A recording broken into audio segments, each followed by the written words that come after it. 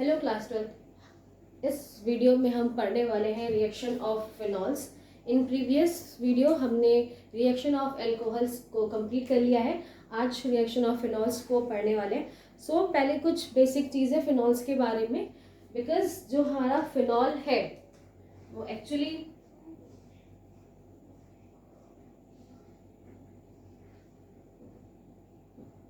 जिस तरीके से होता है ये फिनॉल है। एंड ऑल्सो फिनॉल में जो OH ग्रुप है, ये जो हमारा फंक्शनल ग्रुप है, इसके साथ एक रिंग अटैच है।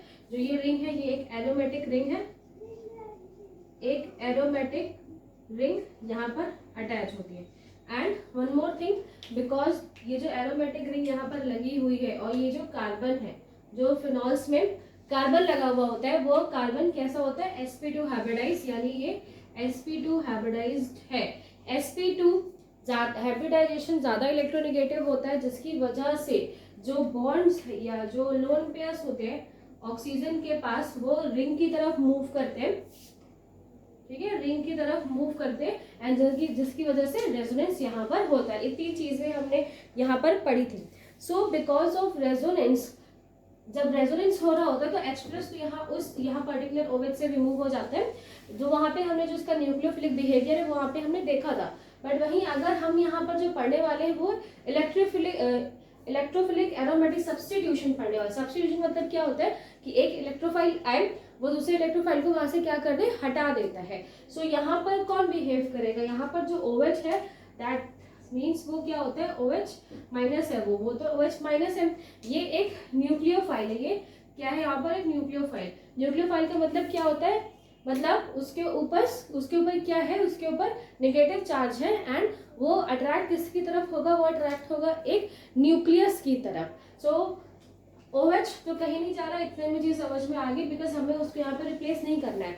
इन रिएक्शंस में जो भी चीज रिमूव होगी वो कहाँ पे होगी, एक्चुअली जो हमारे फिनॉल्स हैं उनमें ये जो अदर कार्बन है, जो अदर कार्बन यहाँ पर लगे हुए, उनके साथ एक H अटैच होता है, राइट। हर एक कार्बन के साथ H अटैच होता है। एंड जो ये H अटैच है, जब यहाँ से ये रिमूव होगा, ये रिमूव होता है H+ के फॉर्म में। H+ के फॉर्म में यहाँ से ये रिमूव होता है। एंड बिकॉज ये प्लस है, इसे क्या चाहिए होगा, ये पॉजिटिव चार्ज है, तो ऑफकोर्स जो नेगेटिव चार्ज है वो उसकी तरफ जाएगा। यहाँ पर H+ को, यानी कि जो अदर कार्बन है उनसे जो H अटैच है वो H रिमूव हो जाते हैं और उनकी प्लेस में सम अदर ग्रुप्स आकर वहां पर अटैच होते हैं। अगर हम ये बात करें कि सबसे ज्यादा पॉसिबिलिटीज कहाँ पर है, जो भी सब्स्टिट्यूशन आएगा उसको ऐड होने की, तो सबसे ज्यादा वो पॉसिबिलिटीज होती है ऑन द ऑर्थो पोजीशन और पैरा पोजीशन। हम ये प्रीवियस डिस्कस भी कर चुके हैं कि क्यों पॉसिबिलिटीज ऑर्थो और पैरा पोजीशन पर ज्यादा होती है। बिकॉज जब रेजोनेंस होता है, रेजोनेंस के टाइम जो इलेक्ट्रॉन डेंसिटी है वो या तो ऑर्थो पोजीशन पे आती है या फिर पैरा पोजीशन पे आती है। अगेन ऑर्थो पोजीशन, तो ऑर्थो, पैरा और ऑर्थो पोजीशन पे डेंसिटी आती है, इलेक्ट्रॉन डेंसिटी वहां पर आती है। एंड यहाँ पर ऑक्सीजन के साथ एक पार्शियल डबल बॉन्ड भी शेयर होता है। ये कैसे रेजोनेंस होता है, ये चीजें हम प्रीवियस डिस्कस कर चुके हैं। अगर आपने वो चीजें नहीं पढ़ी है तो आप वहां जाके उस वीडियो को देख सकते हैं, एसिडिटी ऑफ फिनॉल्स, जिसमें हमने प्रॉपर रेजोनेंस को कवर किया था। क्यों डेंसिटी हमेशा ऑर्थो और पैरा पोजीशन पे आएगी वो भी हमने वहां पर देखा है, मेटा पोजीशन पे नहीं आती। तो जो भी पॉसिबिलिटीज है या फिर जो भी रिएक्शन यहाँ पर होंगी, उनमें जो भी सब्स्टिट्यूशन आके ऐड होंगे वो ऐड होते हैं on the ortho position and para position. I think इसमें कोई प्रॉब्लम नहीं होगी। एंड जो OH ग्रुप है वो इजिली क्यों नहीं रिमूव हो जाता, बिकॉज ऑफ दिस रेजोनेंस। जो एक्स्ट्रा लोन पेयर चार्जेस होते हैं वो इस रिंग के द्वारा क्या होते हैं, रिलोकेलाइज रहते हैं, रिंग उसे कवर कर लेती है। एंड जो सब्स्टिट्यूशन आएगा वो यहाँ से H+ को इजीली रिमूव करके वहां पर जाकर अटैच हो सकता है। तो इन सारी रिएक्शंस में कुछ बहुत सारी रिएक्शंस बताई गई हैं। जो फर्स्ट रिएक्शन हम उन्हें पढ़ने वाले हैं वो है नाइट्रेशन। तो जो फर्स्ट प्रोसेस है दैट इज नाइट्रेशन।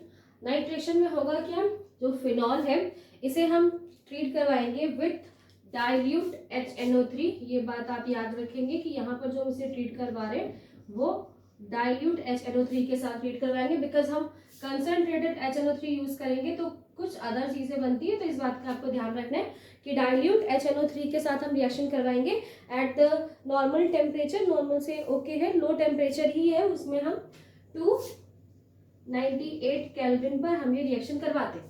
सो जैसे कि मैंने प्रीवियस बताया आपको कि जो भी पॉसिबिलिटीज हैं कि कहाँ पर नाइट्रो ग्रुप NO2 ग्रुप जाकर अटैच होगा, वो दो पॉसिबिलिटीज हमें यहाँ पर मिलती हैं।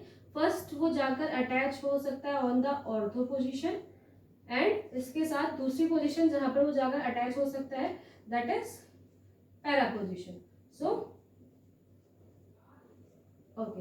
इस तरीके से दो कंपाउंड हमें वहां देखने को मिलेंगे जहां पर एक बार नाइट्रो ग्रुप जाकर अटैच होता है ऑन द ऑर्थो पोजीशन और सेकेंड टाइम वो जाकर अटैच होगा ऑन द पैरा पोजीशन।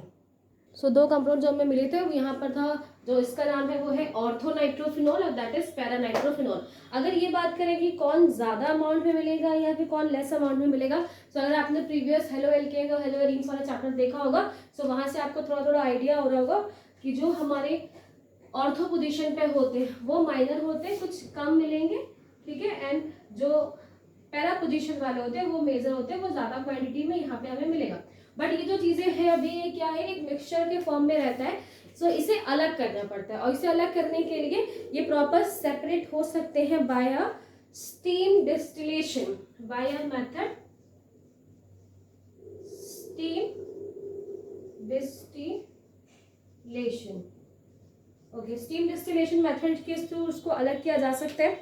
ये क्यों अलग हो जाते हैं, बिकॉज जो आपका नाइट्रो ग्रुप है यानी कि ऑर्थोनाइट्रोफिनॉल है वो ज्यादा वोलेटाइल नेचर का होता है in comparison of paranitrophenol. Paranitrophenol का जो बॉइलिंग पॉइंट है वो ज्यादा है, सो ऑर्थोनाइट्रोफिनॉल पहले वोलेटाइल होके इस मिक्सचर से अलग हो जाएगा जिसे आप अलग इकट्ठा कर सकते हो, और पैरानाइट्रोफिनॉल बाद में होगा, सो बिकॉज वहां पे उसका बॉइलिंग पॉइंट थोड़ा सा ज्यादा है। तो अगर हम यहाँ जो मैं बोल रही हूँ कि थोड़ा ज्यादा है तो क्यों ज्यादा है वो अभी हम डिस्कस कर लेते हैं। ओके, तो जैसे आप ये फिगर्स देख पा रहे हैं, यहाँ पर मैंने बनाया है ऑर्थोनाइट्रोफिनॉल्स और ये पैरानाइट्रोफिनॉल पैरानाइट्रोफिनॉल्स। सो यहाँ पर होता क्या बेटा, इन ऑर्थोनाइट्रोफिनॉल जो पोजीशन है, बिकॉज यहाँ पर OH ग्रुप है और यहीं बगल में NO2 ग्रुप लगा होता है, और इन NO2 ग्रुप में से जो O है और OH ग्रुप का जो H है उसके बीच में एक हाइड्रोजन बॉन्डिंग बनने लगती है। बट ये जो हाइड्रोजन बॉन्डिंग है यहाँ पर, इसको हम बोलते हैं इंट्रामोलिक्यूलर। क्या बोलते हैं, इंट्रामोलिक्यूलर हाइड्रोजन बॉन्डिंग। यहाँ पर इंट्रामोलिक्यूलर हाइड्रोजन बॉन्डिंग हो जाती है। इंट्रामोलिक्यूलर का मतलब क्या है, मॉलिक्यूल्स है, एक मॉलिक्यूल है और उसी मॉलिक्यूल के अंदर ही हाइड्रोजन बॉन्डिंग हो जाए। वरना आपने पहले प्रीवियस अगर कभी देखा होगा, सो हाइड्रोजन क्या करता है, हाइड्रोजन इसके बगल में कोई एटम है वहां से जाकर अटैच हो जाता है, या उसके बगल में उसे दूसरा कोई कंपाउंड मिल रहा है, उसके पास H या OH है जिससे वो जाकर अटैच हो सके। बट ऑर्थोनाइट्रोफिनॉल्स में इंट्रामोलिकुलर हाइड्रोजन बॉन्डिंग हो जाती है, मतलब एक ही स्ट्रक्चर है, उसी स्ट्रक्चर के अंदर एक हाइड्रोजन और उसी स्ट्रक्चर के दूसरे कार्बन से लगे हुए एक ऑक्सीजन से वो जाकर अट्रैक्शन फोर्स करता है या फिर एक हाइड्रोजन बॉन्डिंग वहां पर बन जाती है। So because of this reason जो वोलेटाइल नेचर है उसका, वो बहुत इजीली वोलेटाइल वहां पर हो जाते हैं। बट अगर आप वहीं पैरा पोजीशन में देखें, सो पैरा पोजीशन में जैसे यहाँ पे लिखा हुआ है ये OH ग्रुप और ये पैरा पोजीशन पे लगा हुआ है, एंड उसके पीछे एक और पैरा पोजीशन वाला हो सकता है, पैरानाइट्रोफिनॉल हो सकता है। सो एक स्ट्रक्चर जो एक पैरानाइट्रोफिनॉल है वो दूसरे पैरानाइट्रोफिनॉल के OH के साथ हाइड्रोजन बॉन्डिंग शो कर सकता है। तो जिस तरीके से यहाँ पे बॉन्डिंग शो हो रही है, ये इसके आगे भी और शो हो सकती है नेक्स्ट, और जिसकी वजह से एक लॉन्ग चेन आपस में बॉन्डेड रहती है। और आपको पता भी है कि जो हाइड्रोजन बॉन्डिंग है in comparison of other forces, जो अदर वीक फोर्सेस उनके कंपैरिजन में वो स्ट्रांग होती है। एंड यहाँ पर जो मॉलिक्यूल है वो कैसे होते हैं, इंट्रामोलिकुलर हाइड्रोजन बॉन्डिंग है, सॉरी इंटरमोलिक्यूलर, ये इंट्रा थी, इंट्रा मतलब अंदर के साइड, एक ही मॉलिक्यूल है उसके अंदर ही, और ये है इंटरमोलिकुलर हाइड्रोजन बॉन्डिंग। ठीक है, सो ये दो डिफरेंस है यहाँ पर, बिकॉज जो आपके ऑर्थोनाइट्रोफिनॉल है उसमें इंट्रामोलिकुलर हाइड्रोजन बॉन्डिंग होती है, मतलब एक ही स्ट्रक्चर के अंदर उसी एक ही स्ट्रक्चर का कार्बन का H और उसी स्ट्रक्चर के दूसरे कार्बन पे जो O है वो आपस में हाइड्रोजन बॉन्डिंग बना लेते हैं, जिसे हम इंट्रामोलिकुलर बोल रहे हैं। एंड वही पैरा पोजीशन में एक कंपाउंड, एक सब्सटेंस जो होता है वो दूसरे के साथ वहां पे बॉन्डिंग शेयर कर रहा है। तो जिसकी वजह से जो बॉइलिंग पॉइंट है, जिसकी वजह से इसका बॉइलिंग पॉइंट यानी कि जो हमारा नाइट्रो ग्रुप है, नाइट्रो ग्रुप जो कि पहला पोजीशन पे है, उसका बॉइलिंग पॉइंट थोड़ा सा इंक्रीज हो जाता है। एंड ये थोड़े से कम बॉइलिंग पॉइंट वाले होते हैं, इसीलिए ये जल्दी वोलेटाइल भी नेचर के हो जाएंगे। स्ट्रीम बन के जो पी मिक्सचर है उसे हम जब हीट देना स्टार्ट करेंगे सो ये बहुत जल्दी वोलेटाइल हो जाएंगे और मिक्सचर से अलग हो जाएंगे। आफ्टर दैट जैसे ही सारे कंपोनेंट्स ऑर्थो पोजीशन वाले हट जाएंगे तो वहां पर क्या बचेगा, हमारा पैरा पोजीशंस वाले फिनॉल नाइट्रो ग्रुप वहां पर बचेंगे। सो इस तरीके से जो भी मिक्सचर हमें मिला था, नाइट्रिफिकेशन करने के बाद, नाइट्रेशन करने के बाद उन्हें हम अलग कर सकते हैं by a stream distillation process. और वो भी क्यों हो पाती है, because the difference of hydrogen bonding. इसके प्रीवियस मैंने आपको बोला था कि हमने जो फर्स्ट टाइम नाइट्रेशन किया है, फिनॉल्स को इंट्रोड्यूस किया था विथ HNO3 ग्रुप, तो वहां पर हमने कैसा यूज किया था, डाइल्यूट फॉर्म यूज किया था। अगर हम कंसंट्रेटेड HNO3 का यूज करें वहां पर, HNO3 अगर कंसंट्रेटेड फॉर्म में होगा सो बनेगा क्या, सो यहाँ पर जो स्ट्रक्चर बनता है उससे फर्स्ट तो OH ग्रुप है, साथ में ऑर्थो पोजीशन पर एक पैरा पोजीशन पे, एंड ऑल्सो नेक्स्ट जो पैरा पोजीशन है, सॉरी ऑर्थो पोजीशन है, वहां पर जाकर नाइट्रो ग्रुप इंट्रोड्यूस जाएगा। तो कुछ इस तरह का स्ट्रक्चर बनेगा। जब अगर हम इसका नेम दें,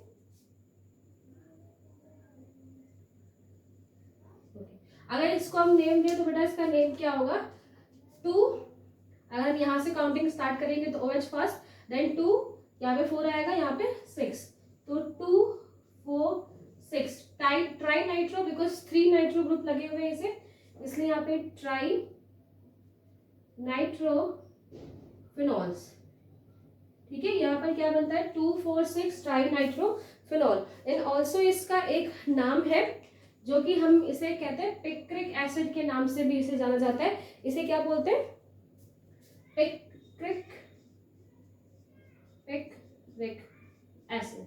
ये बहुत ज्यादा इंपॉर्टेंट है, बहुत ही ज्यादा इंपॉर्टेंट है। एग्जाम में पूछा जाता है कि पिक्रिक एसिड किस तरीके से बनता है, वो जस्ट दे देंगे फॉर्म द पिक्रिक एसिड, आप बनाइए पिक्रिक एसिड को, जिसमें मे बी जो नेम रिएक्शंस होती हैं वो ज्यादा इसलिए पूछी जाती हैं बिकॉज नेम रिएक्शन में जस्ट वो जो प्रोडक्ट बन रहा है उसका नाम देते हैं, ना ही आपको किससे रिएक्शन करवानी है, किसके साथ करवानी है, क्या बनेगा, ऐसी चीजों में बताने की जरूरत नहीं होती है। सो जिसमें भी एक प्रॉपर नेम दिया गया है वो रिएक्शन बहुत इंपॉर्टेंट होती है। तो यहाँ पर भी जो प्रोडक्ट है उसका नाम है पिक्रिक एसिड। पिक्रिक एसिड का फॉर्मेशन बहुत बार पूछा जाता है, बहुत इजी रिएक्शन है जिसमें आपको फिनॉल्स को ट्रीट करवाना है विद HNO3, बट आपको ये बात याद रखनी है कि कंसंट्रेटेड HNO3 होना चाहिए। कंसंट्रेटेड HNO3 का जब यूज करते हैं सो वहां पर क्या होगा कि पैरा पोजीशन पे और ऑर्थो पोजीशन पे नाइट्रो ग्रुप आके इंट्रोड्यूस हो जाता है। हमें क्या मिलेगा, 2 4 6 ट्राई नाइट्रोफिनॉल, जिसे हम और भी क्या कहते हैं, पिक्रिक एसिड कहते हैं। सो ये रिएक्शन बहुत ही ज्यादा इंपॉर्टेंट है। अब क्या हो रहा है बेटा, आप थोड़ा रिएक्शन का जो वे है उसको थोड़ा सा चेंज किया गया है। अब जो रिएक्शन होती है, नाउअडेज रिएक्शन करवाई जाती है पिक्रिक एसिड के फॉर्मेशन के लिए, वहां पर फिनॉल्स को ट्रीट करवाया जाता है विथ H2SO4। पहले उसको हम ट्रीट करवाते हैं with concentrated H2SO4 and then उसे हम ट्रीट करवाते हैं विथ HNO3। ये तो आपके बुक में गिवन है, बट वहाँ पे एक रिएक्शन नहीं दी, तो वो रिएक्शन हम यहाँ पे देख लेते हैं कि किस तरीके से होगी। सो जो स्टेटमेंट दिया था बुक में, अगर उसे हम इक्वेशंस के फॉर्म में लिखें जहाँ पर फिनॉल्स है, फिनॉल्स को पहले हम रिएक्ट करवाएंगे विथ कंसंट्रेटेड H2SO4, और यहाँ पर क्या बनेगा,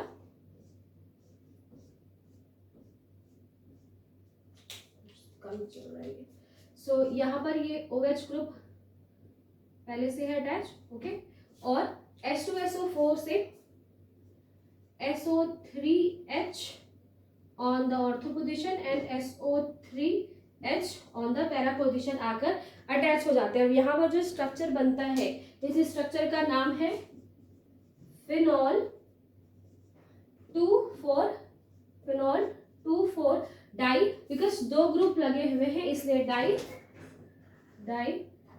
सल्फोनिक एसिड। सो यहाँ पर क्या होता है, जब हम फिनॉल्स को ट्रीट करवाते हैं विथ H2SO4, कंसंट्रेटेड H2SO4 के साथ, तो यहाँ पर क्या होता है, SO3H ग्रुप आके ऑर्थो पोजीशन पे और पैरा पोजीशन पे जाकर अटैच हो जाता है, और इसका जो नाम है वो है phenol 2,4 sulphonic acid. And further जब हम करेंगे विथ H2SO4। सॉरी, अगेन हम इसे HNO3 के साथ करेंगे। पहले हमने H2SO4 के साथ कर लिया, अब अगर हम इसे कंसंट्रेटेड HNO3 के साथ हम ट्रीट करवाते हैं, सो हमें क्या मिलेगा, वहां पर पिक्रिक एसिड मिलेगा। तो सिंपल यहाँ पर एक पिक्रिक एसिड बन जाएगा।